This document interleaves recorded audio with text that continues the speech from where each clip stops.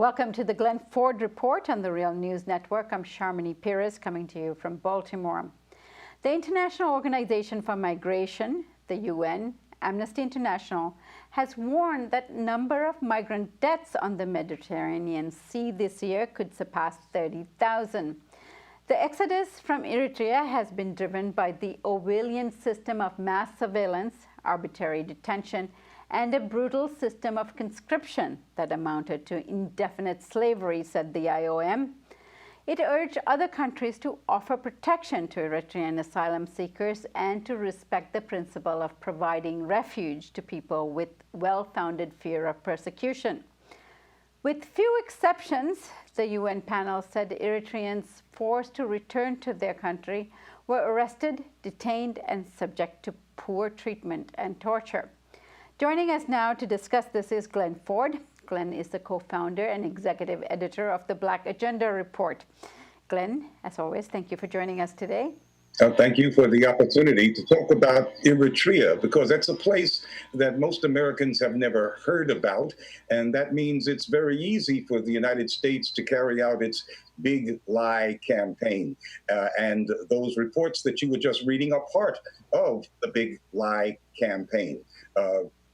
Eritrea is a small country on the African side of the Red Sea, right next to Ethiopia, the second largest country in Africa, with a population of 100 million people. Ethiopia and Eritrea are not presently good neighbors. Ethiopia is an ally of the United States. It does much of the United States military bidding in Africa, and therefore Ethiopia gets diplomatic cover from the United States at the UN, and Eritrea gets beat up at the UN. The Obama administration put sanctions against Eritrea back in 2009 by telling the outrageous lie that Eritrea, which is a half-Christian, half-Muslim country with a government that is totally secular, the lie that Eritrea was supporting al-Shabaab, the Muslim fundamentalists in neighboring Somalia. That would be like saying that Syrian President Assad supports ISIS, although, of course, the United States has said that too. Anyway, last year, the U.S. backed off of that lie, admitted that there was no evidence of the Eritreans collaborating with Somalia, but now they've got another one. And that has to do with those grossly inflated figures on Eritrean refugees. We have to understand that by designating Eritrean refugees as political refugees who are deserving of asylum, what the United States and the Europeans and the United Nations have done is put a premium on being Eritrean. And so that's how you arrive at a situation where Ethiopia, with 100 million people, which is as poor as Eritrea, has several counterinsurgency wars going on, and a long and undisputed record of torture and mass arrests and executions, why Ethiopia hardly shows up. It's way down the list in terms of refugees, but Eritrea, with 6 million people, has the giant share.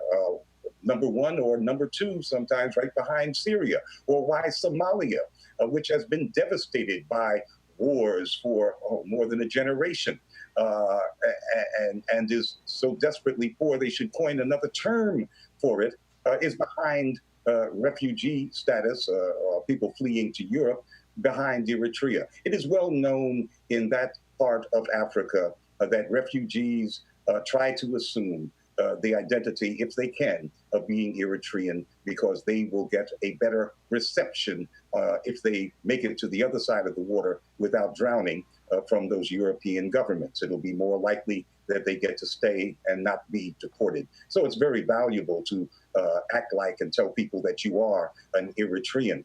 That is the effect of United States foreign policy, to inflate the numbers of people who claim to be Eritrean, who are fleeing, many of whom, if not most, are actually fleeing a government that is allied with the United States, Ethiopia, or a country that the United States has virtually destroyed, like Somalia.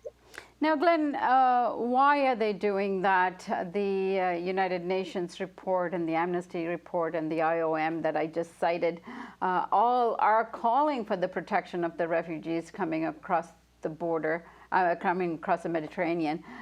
So what's wrong with providing protection to them?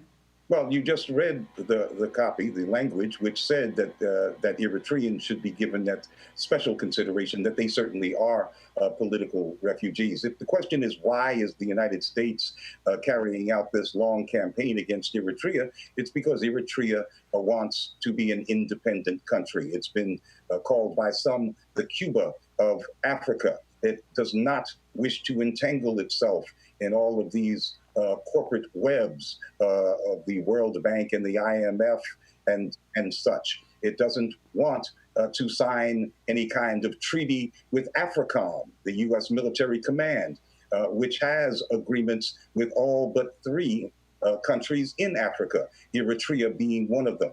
And all of that makes Eritrea an enemy country. Enemies can be lied about at will. The irony here is that the lie they tell about Eritrea actually reduces the impact and the level of support, at least moral support, that people should be giving to the refugees from Somalia and Ethiopia, who really are fleeing horrific circumstances. And one more thing, when they talk about virtual slavery to the state, they're talking about a draft. And somebody's draft is none of the United States' business. And so in terms of the number of people expected to come across the Mediterranean, what they cite as being 30,000, what are they composed of and what are they fleeing? Well, they're composed of lots of folks who are fleeing a general kind of conflagration now throughout the northern tier of Africa, ever since the United States and its European allies brought down the government of Libya. The whole region is in flame. But the Horn of Africa, where Eritrea and Somalia and Djibouti and Ethiopia are, that has been in flames since 2006, when Ethiopia, at the prodding of and with the backing of the United States, invaded Somalia, which actually set the Shabab in motion as, at that time, the main resistance force. So this terrible chaos that has befallen the region is an effect of U.S. foreign policy. It certainly is not. It's not the result of some policy by the government of Eritrea, a small country of 6 million people. Glen Ford, thank you so much for joining us and shining the light in this region from a perspective we don't normally hear from. Thank you. Thank you. And thank you for joining us on the Real News Network.